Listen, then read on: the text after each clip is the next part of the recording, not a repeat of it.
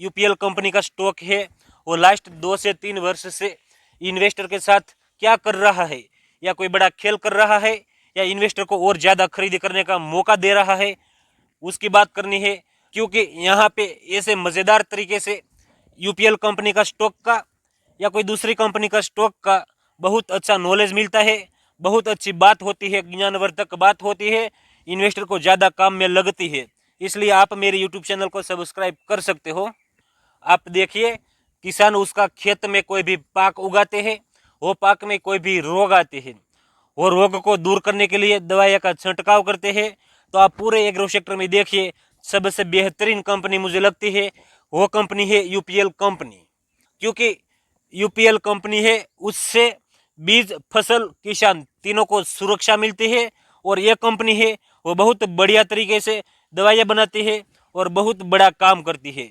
और ये कंपनी 3 खंडों में काम करती है। ये कंपनी 3 खंडों में काम करती है। पहली बात ये है, ये दवाइयाँ बनाती है, वो दवाइयाँ वहाँ से एग्रो में आती है, एग्रो से दवाइयाँ किसान खरीदते हैं, वो उसकी खेत में छिड़काव करते हैं। छिड़काव करने से क्या होते हैं, उसका पाक पे कोई भी रोग आया था या कीटक था उसका नाश कर देते हैं ये दवाइयाँ। दूसरी और तीसरी बात ये है, यह कंपनी बीज का व्यवसाय और गैर कृषि सब जगह पे बहुत अच्छी तरीके से काम करती है। यूपीएल कंपनी का नाम आप पूरी दुनिया में देखिए, पूरा देश में देखिए, सब किसान है खेत में काम करते हैं, पेड़ उगाते हैं, पौधा उगाते हैं, बागायती खेती करते हैं, सब जगह पे यूपीएल कंपनी है उसकी दवाइयाँ की बल्ले बल्ले है, बहुत अच्छी दवाइयाँ बनाती है। यूपीएल कंपनी ने उसका अच्छा काम करने के बाद अच्छा नाम कमाया है, उससे किसान भी उसकी खेत में पाक का उत्पादन की क्षमता बढ़ा रहा है। यहाँ तो बहुत अच्छा लगता है, यूपीएल कंपनी और किसान दोनों के लिए अच्छा है। लेकिन यह कंपनी का स्टॉक है वो अच्छा काम नहीं कर रहा है। तो क्या हुआ, यह कंपनी का स्टॉक को लास्ट 2-3 वर्ष से बुखार आ गया है। इसलिए यह कंपनी का स्टॉक में जिस इन्वेस्टर ने ऑलरेडी इन्वेस्ट कर रखा था उसकी कमर भी टूट गई है, ऐसा ही आपको मानना पड़ेगा। क्योंकि बहुत ज़्यादा ऐसा इन्वेस्टर देखा गया है उसको लॉस हो गया है। मेरा कहने का मतलब ये है, यह कंपनी का स्टॉक उसका इन्वेस्टर है उसको मुनाफा दे पाएगा, क्योंकि यह कंपनी में उसका इन्वेस्टर ने बहुत ज़्यादा विश्वास रख कर इन्वेस्टमेंट किया था। ये सब बात पे बात होनी चाहिए। इसलिए मैं आपको फिर से याद दिला देता हूँ, आपने अभी तक मेरे यूट्यूब चैनल को सब्सक्राइब नहीं किया है तो आप पहले मेरे यूट्यूब चैनल को सब्सक्राइब कर दीजिए, वीडियो लाइक कर दीजिए। और 2-3 वर्ष पहले यह कंपनी का स्टॉक में जिस इन्वेस्टर ने इन्वेस्टमेंट किया था वो इन्वेस्टर पागल नहीं थे, उसने बहुत बात सोच समझ कर इन्वेस्टमेंट किया था। क्योंकि आप देखिए, अभी के टाइम पे भी यूपीएल कंपनी है उसकी मार्केट कैप 39,000 करोड़ से ज़्यादा की है, मार्केट कैप भी बड़ी है। यह कंपनी का बहुत बड़ा नाम है और उसका बहुत बड़ा काम भी है।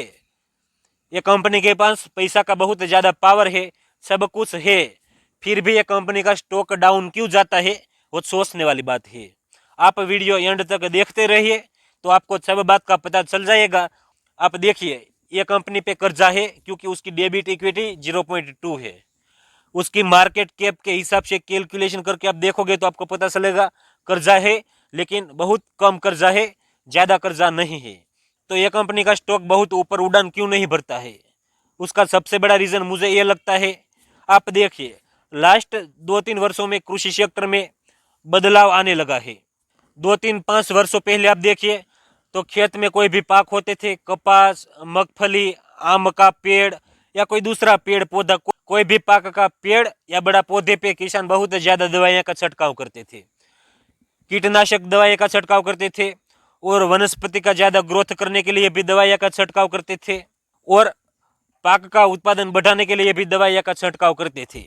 अभी के टाइम पे उसकी कंपैरिजन में दवाइयाँ का छिड़काव करते हैं, लेकिन बहुत कम दवाइयाँ का छिड़काव अभी के टाइम पे किसान करते हैं।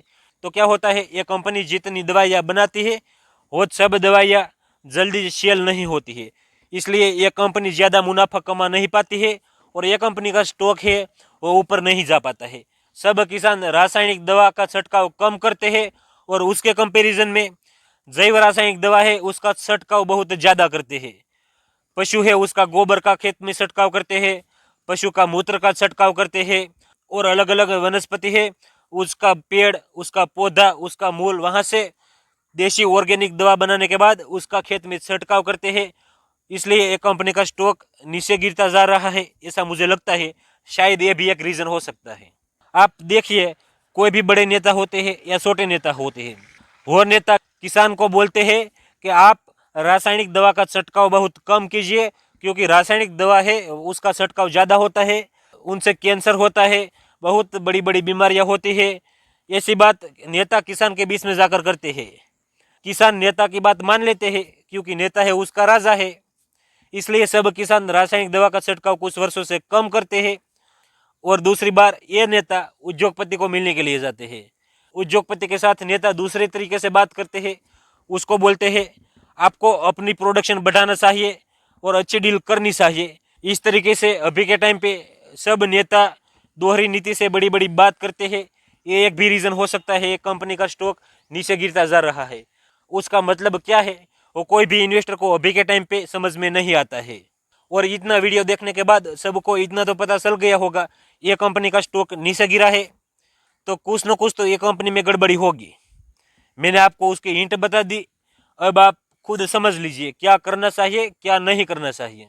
आप बहुत ज़्यादा मेहनत करते हो, कठोर परिश्रम करते हो, वहाँ से आप पैसा कमाते हो, और ये अपने मेहनत का पैसा आप स्टॉक मार्केट में लगाते हो, तो आप कोई भी कंपनी में इन्वेस्टमेंट करने के बारे में सोचते हो तो आपको लॉन्ग टर्म इन्वेस्टमेंट के बारे में सोचना चाहिए। और ये कंपनी में इन्वेस्टमेंट करने के बारे में आप मुझे पूछते हो, तो मेरा ऐसा पर्सनल मानना है कि अभी के समय पे एग्रो सेक्टर में इन्वेस्टमेंट करने के लिए अच्छा समय नहीं है। क्योंकि आप छोटे छोटे गांव में जाकर पूरे देश में कोई भी किसान को पूछिए, बात सब बड़ी बड़ी करते हैं, लेकिन वो उसकी खेत है उसकी ज़मीन है, वो ज़मीन बेकार हो जाती है, बंजर हो जाती है ज़्यादा दवा का छिड़काव करने से। इसलिए सब किसान भी अब रासायनिक दवा का छिड़काव करने से डरते हैं। इसलिए ये कंपनी है उसकी सेलिंग कम होने वाली है, वो बात तो पक्की है।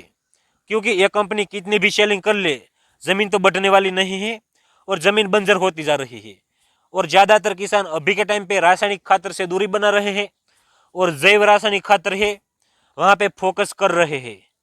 क्योंकि आपको कोई भी कंपनी से मतलब रखना चाहिए नहीं, आपको सिर्फ इन्वेस्टमेंट से मतलब रखना चाहिए और खुद का मुनाफे से मतलब रखना चाहिए। बाकी आपकी खुद की मर्जी, आप इन्वेस्टमेंट करने के लिए सोचते हो तो आप कर सकते हो, वरना आपको इन्वेस्टमेंट नहीं करना चाहिए। क्योंकि यहाँ पे जितनी मुनाफा की बातें होती है उतना दूसरी साइड रिस्क भी है। इसलिए आप अपनी खुद की स्टडी कर लीजिए, आपका फाइनेंशियल एडवाइजर है उसके साथ भी आप बातचीत कर सकते हो और सोच समझकर कोई भी कंपनी में आप इन्वेस्टमेंट कर सकते हो। क्योंकि मैंने ये वीडियो बनाया है, ये वीडियो बनाने का मेरा मकसद आपको ट्रेडिंग या इन्वेस्टमेंट करने के लिए प्रोत्साहित करने का बिल्कुल नहीं है। बस आगे मैं ज़्यादा कुछ बोलने वाला नहीं हूँ, यहाँ पे मैं वीडियो ख़त्म करता हूँ। धन्यवाद।